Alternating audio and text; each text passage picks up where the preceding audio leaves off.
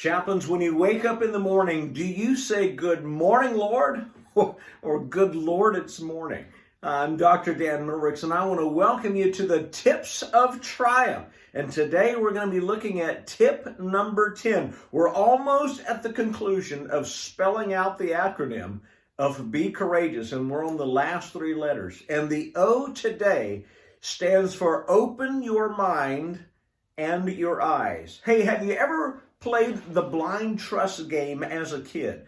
I remember growing up and all the kids, especially when we were at church and places like that, we would have different games that we would play, but one of them was called the blind trust. In our like fellowship hall or where it was that we were playing in, is that we would set up chairs and different things around us, and then each one of us would take turns in keeping our eyes closed and listening to someone that would navigate us through that. We had to listen by our eyes being closed to where they became our eyes for us. And they would say, okay, go left and now go right, now go 4 steps forward and stuff like that. It always helped to make sure that you picked someone that liked you. Otherwise, you were tripping a whole lot.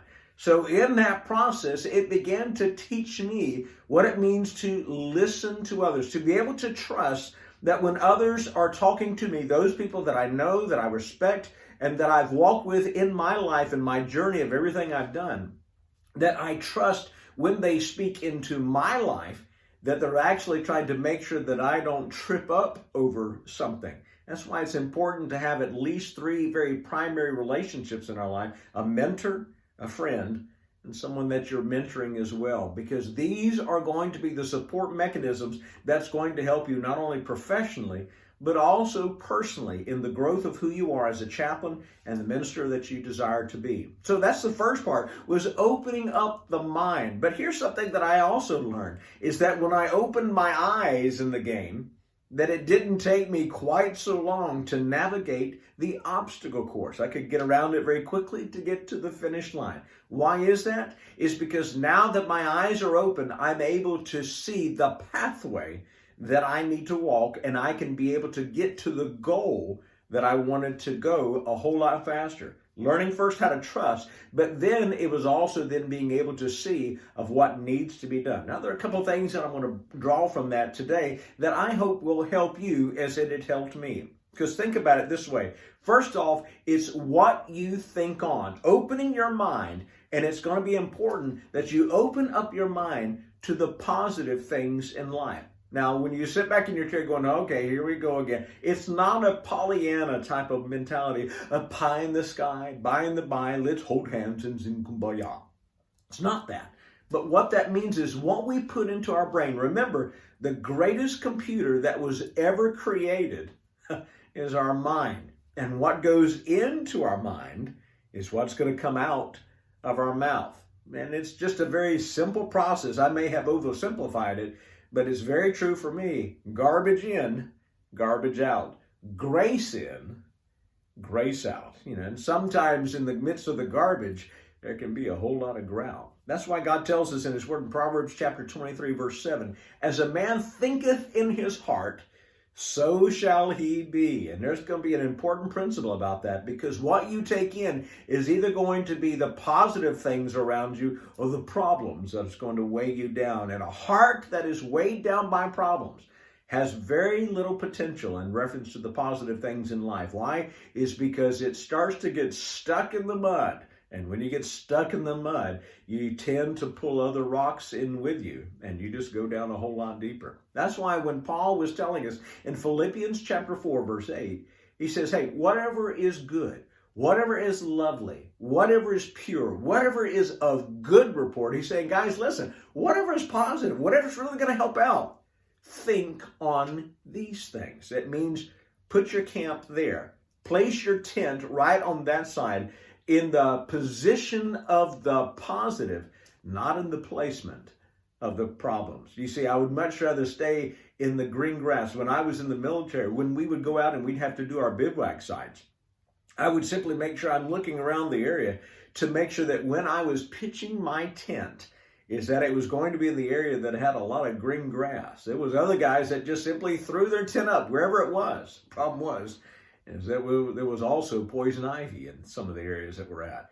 I would rather wake up feeling refreshed rather than itchy in life. So it starts first by what you take into your mind, but then it's also of what you open your eyes to see, what you take in to your heart. Because the mind helps to be able to focus on the positive, but your eyes begin to open up to the possibilities. And that's where I want us to be able to navigate our life, because of the trajectory of your ministry is going to be based upon the potential that you see around you and the possibilities that lay in front of you. Because when you see them, what are you willing to do in the process of it?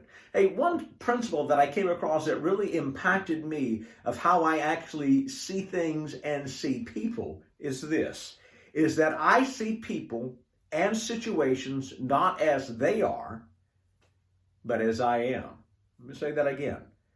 I see people and situations not as they are, but as I am. That's the filter. We all have filters that we have over our eyes by which we now see the world.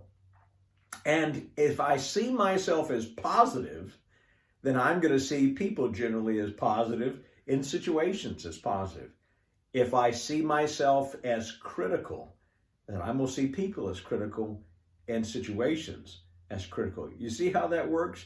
Again, you're saying, well, gosh, that's really simple. You know what? Life really is pretty simple. We're the ones that make it complicated. So when you start looking at the things around you, when you start saying, wow, that person is really arrogant, you have to be careful, because what you see on the outside is usually what's happening on the inside. Matter of fact, in Ephesians chapter 1, verse 18, it says, open the eyes of my heart. Do you understand sort of the interesting correlation? In Proverbs, it says, as a man thinketh in his heart. And in Ephesians, Paul is writing, open the eyes of my heart. The intersection of both of those, the positive and the possibilities, comes from the very heart. One author writes this, when we usually get to the heart of the problem, it's usually the heart that's the problem. So what do? My encouragement is this: when we open our minds to the positive and our eyes to the possible, we then open the door to unleash our maximum potential. What is your potential? Well, that will be your choice. What are you willing to think on? And what are you willing to take in? Because in doing so, that is what you will give out.